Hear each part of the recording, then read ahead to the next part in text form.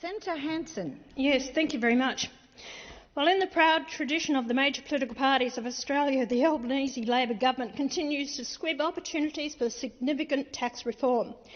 The Stage 3 tax cuts promised to Australians by both major parties have not been delivered. More than 1 million Australians will be worse off. Bracket creep will take an additional $28 billion out of their pockets over the next decade, thanks to Labor's broken promise. We were told dozens of times the full cuts would be delivered while Labor was busy changing them. Labor cannot be trusted. One nation can be trusted. If we're in a position to do so after the next election, we'll ensure the full tax cuts promised to the Australian people are delivered. That's because One Nation does not support punishing success and aspiration. We don't subscribe to Anthony Albanese's politics of envy, his class warfare, or his tall poppy syndrome. What's your view on this exchange? Drop your thoughts in the comments and join the discussion. Do you agree, disagree, or see it differently? We don't trust Labor with Australians' money. We trust Australians with their own money, and we'd rather more of it was in their hands than those of this reckless Labor government. This is especially the case right now. The Labor's other policies directly driving inflation and the national housing crisis. Labor pretends to deliver cost of living tax cuts with this bill, but their other policies will negate any relief. Labor's record immigration is driving Australians into homelessness, and Labor's pathetic housing policy will do nothing to prevent it. Labor's reckless rush to renewables is driving up the energy bills of Australian households and businesses. Labor's many attacks on our farmers are driving up the cost of our groceries. Labor's attacks on small business and casual employment will drive up costs for consumers and kill jobs. Labor giveth and Labor taketh away. Labor cannot be trusted, but One Nation can be trusted. No one is ever in doubt about what I'm doing because I tell it like it is. Every Australian I talk to is worried about putting food on the table for their families. Every Australian I talk to is increasingly insecure about having a place to live. Every Australian I talk to thinks immigration levels are much too high, and every Australian I talk to says Labor cannot be trusted. The major parties must stop paying lip service to genuine tax reform. They must pull their finger out and actually do something. They could start with getting back to fundamentals. What's your view on this exchange? Drop your thoughts in the comments and join the discussion. Do you agree, disagree, or see it differently? Taxes are required to ensure government can fund the things it must do. Taxes are not meant to be used to redistribute wealth or punish success and aspiration. It's time we look at an overhaul of income tax, and we can start with a flat tax rate. One Nation considers that above a tax-free threshold, there should be a flat income tax rate of 25 cents in place of a progressive taxation and inevitable bracket creep. A person earning $30,000 a year will still pay 10 times less tax than a person earning $300,000. This would mean we are not punishing those who, through hard work and skill, earn more than others. They will still generate revenue, with increased discretionary spending contributing to the GST. They can invest their hard-earned money in Australian property to increase rental supply and relieve Labor's housing crisis. They can invest their hard-earned money in Australian companies and Australian small businesses, creating Australian jobs. For many years, One Nation has also been advocating taxation reform regarding foreign-owned multinational resource companies. Many of them make billions of dollars in healthy profits from exploiting our natural resources. They pay virtually no tax in Australia for this exploitation.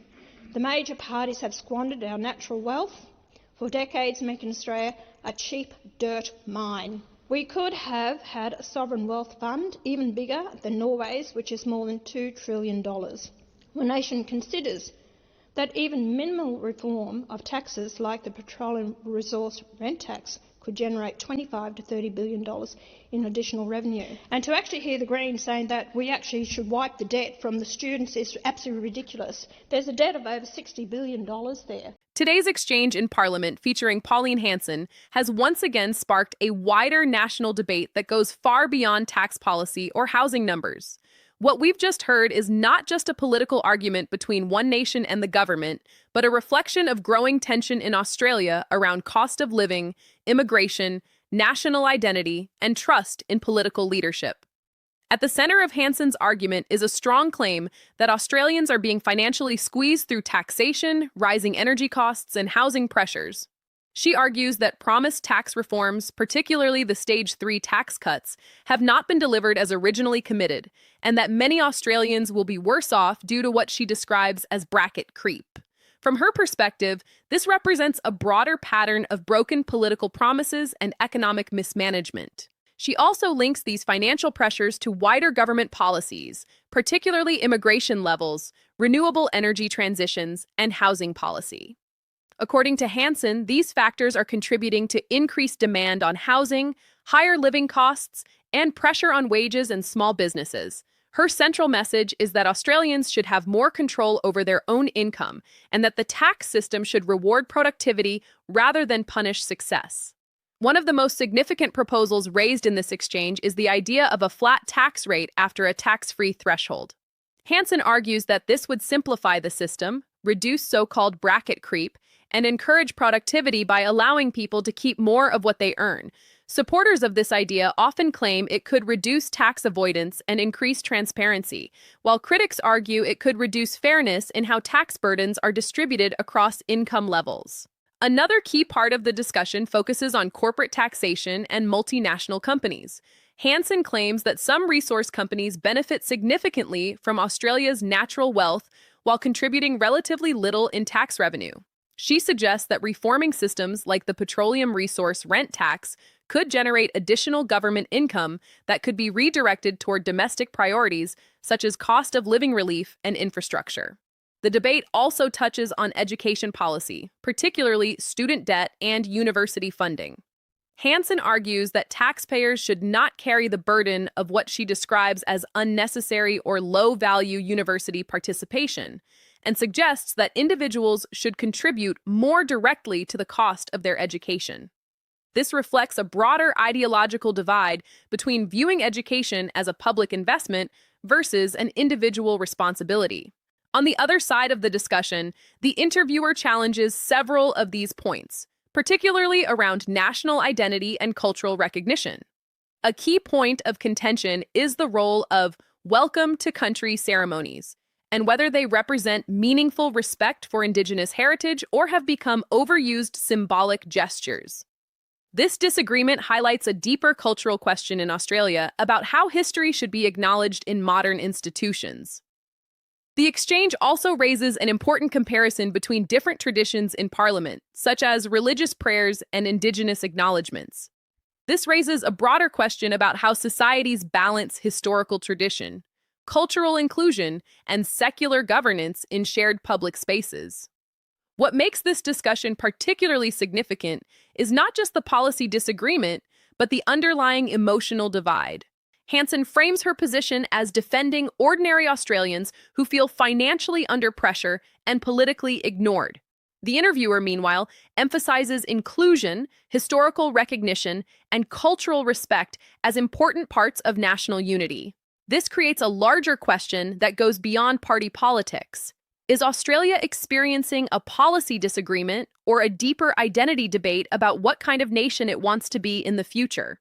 In reality, issues like taxation, housing affordability, immigration, and energy policy are deeply interconnected. Any change in one area tends to impact the others, which is why these debates often become highly emotional and politically charged. What is clear from this exchange is that there is no simple solution. On one hand, there is a strong demand for lower taxes, lower living costs, and simplified government systems. On the other hand, there is a need to fund public services, manage population growth, and maintain social and cultural recognition frameworks.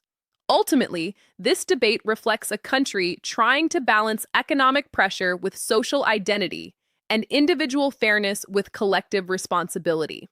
And as we've seen, these conversations are becoming more intense in Parliament and across the public alike. What's your view on this exchange? Do you think Australia needs major tax reform, or is the issue more about how current policies are being managed? Share your thoughts in the comments below, and don't forget to like and subscribe for more political breakdowns and analysis.